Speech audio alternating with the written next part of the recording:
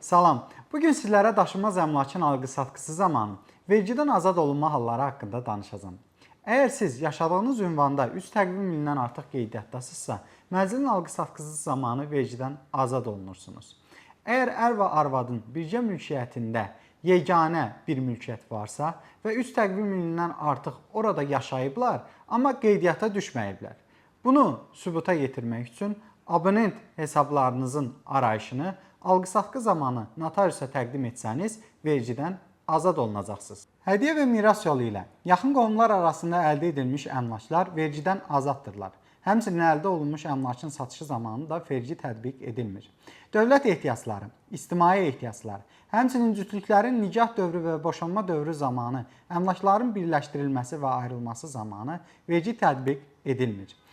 Söküntü əsasında 3 təqvim ilindən artıq qeydiyyatda olduğunuz köhnə mənzilin yerinə həmin mənzilin sahəsindən 20%-dən artıq olmayaraq yeni mənzil verilmişdirsə, vergidən azad olunacaqsınız. 20%-dən artıq olan hissə üçün isə vergi hesablanacaqdır.